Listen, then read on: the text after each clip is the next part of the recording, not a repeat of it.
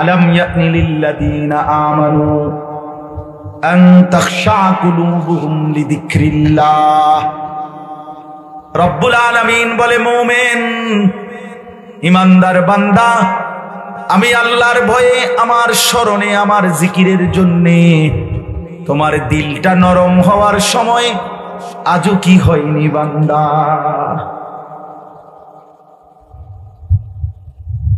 আর কোন দিন ফিরবা বান্দা?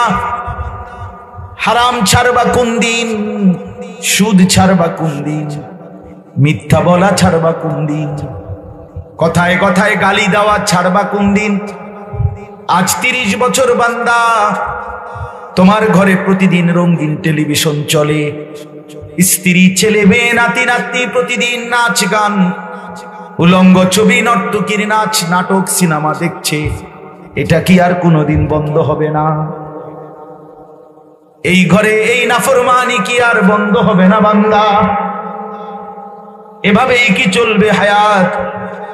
এভাবেই কি ঘর পরিবার গুনার মধ্যেই ডুবে থাকবে? এই অবস্থায় যখন কবরে যাইবা বান্দা, ফেরেশতার কাছে কেমনে জবাব দিবা?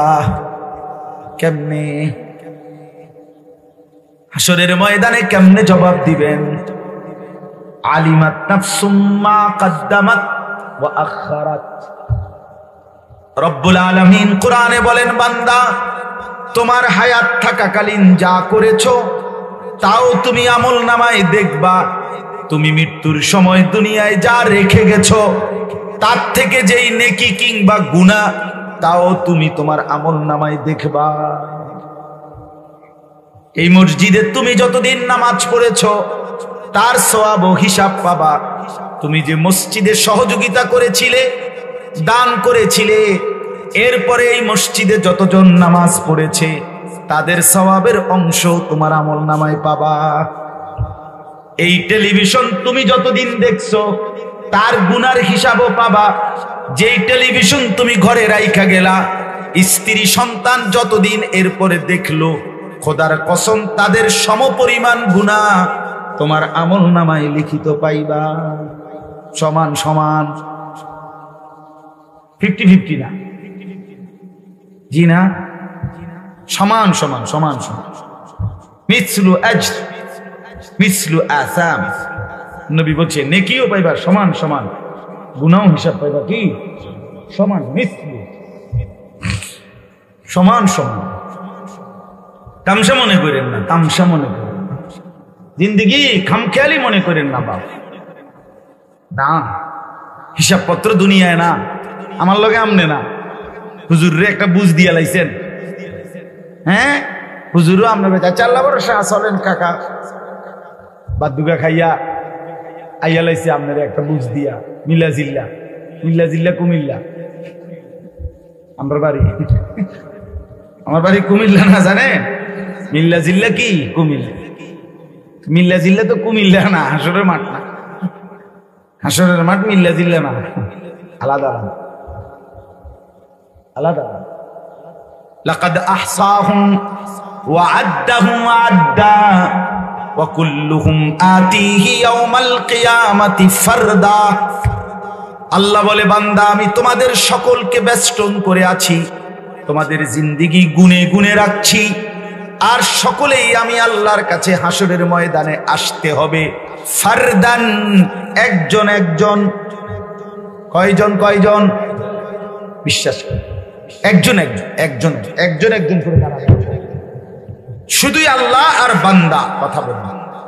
হাদিসে আছে একজন ফেরেশতাও দাঁড়াইতে পারবে, একজন ফেরেশতাও দাঁড়াবে না। ইন্নাল্লাহা সায়ুকাল্লিম, আল্লাহ তার প্রতিটা বান্দার সাথে কথা বলবে। নবীজি বলছে লাইসা বাইনাহু ওয়া বাইনাহু তারজুমান, আল্লাহর মাঝে আর বান্দার মাঝে বুঝাইয়া দেওয়ার জন্য কোনো ফেরেশতা থাকবে না। আল্লাহ তাআলা জিজ্ঞেস করবে লিমা ফাআলতা হাযা, আমার বান্দা এটা কেন করলো? লিমা তারাকতা হাযা, এটা কেন ছিল? নওজোয়ান কেন নামাজ পড়লাম? শরীর খারাপ ছিল না, অসুস্থ ছিলাম, শরীরে যৌবন সক্ষমতা ছিল না, হাঁটু ভাঙ্গা ছিল, কোমর বাঁকা ছিল, কি সমস্যা কি হয়েছিল? আমার একবার পাও ভাঙছিল মোটরসাইকেল অ্যাক্সিডেন্টে 2021 সালে। আমি 6 মাসের মতো লম্বা হইয়াছিলাম। হসপিটাল থেকে যেভাবে আইনা রাখছে ওইভাবেই তখন বৈশা বৈশা রুকু সিজদা দিয়া ইশারা দিয়া দিয়া নামাজ পড়তাম। আমার মনে আছে আমি রাতকে রাত অঝরে কাঁদতাম, ঘন্টার পর ঘন্টা, যে আল্লাহ আমি আবার কি কোনোদিন মাটিতে সিজদা দিতে পারবো না? মানে আমার হাঁটু তো আর বাঁকা হয় না। এরপরে আলহামদুলিল্লাহ জোড়া লাগছে। এরপরও আরো 1 মাস 1.5 মাস পরে গিয়া হাঁটু বাঁকা হয়েছে, মানে ওই যে সোজা রাখতে গিয়ে এটা সোজা হয়ে গিয়ে বাঁকা হয়। বহু ওষুধ মালিশ আরো কিতা কিতা জানি, পরে আস্তে আস্তে আস্তে আস্তে আস্তে হাঁটু বাঁকছে। এরপরে সেজদা দিছি। কোরআনুল কারীম আছে বাপ, আল্লাহ তাআলা হাশরের ময়দানে বলবেন ফেরেশতারা ওয়ায়ুদআউনা ইলা সুজুদ, প্রত্যেক নাফরমানকে আল্লাহ বলবে, ফেরেশতা বলবে, এই বেঈমান এতটা সেজদা তোমার ছুটে গেছে জীবনে, এগুলো এখন দাও। ফালা ইয়াস্তাতিউন, কোরআনে আল্লাহ বলে লক্ষ কোটিবার চেষ্টা করেও নাফরমান আর সেজদা দিতে পারবে না। আর কোমরও ভাঙবে না, হাঁটুও ভাঙবে না, কোনও বাঁকা স্টিল হয়ে যাবে। বিশ্বাস করো ভাইয়া, প্রিয় ভাই মুসলমানের নওজোয়ান, নিজেরে নষ্ট করে দিও।